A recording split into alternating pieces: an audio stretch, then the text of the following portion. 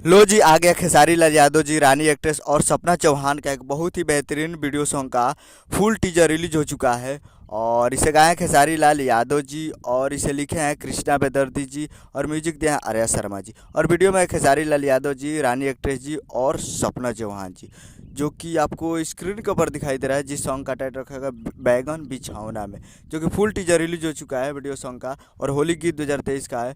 और वीडियो में खेसारी लाल यादव जी, रानी एक्ट्रेस जी और सपना चौहान जी, तो दो हीरोइन है और दोनों सुपर डुपर वीडियो देती है। तो काफ़ी बेहतरीन टीजर है। तो आप लोग अभी तक फुल टीजर नहीं देखे हैं तो आप लोग जाइए और जाकर fame music Bhojpuri YouTube channel पे फुल टीजर जाकर देखिए और प्यार दीजिए। काफ़ी बेहतरीन टीजर बनाया गया है और वीडियो सॉन्ग भी काफ़ी ज़बरदस्त होगा। तो वीडियो सॉन्ग 15 तारीख को रिलीज़ किया जाएगा सुबह 6:30 पे fame music Bhojpuri YouTube channel पे। और फुल टीजर रिलीज हो चुका है, तो जाइए और जाकर देखिए और प्यार दीजिए।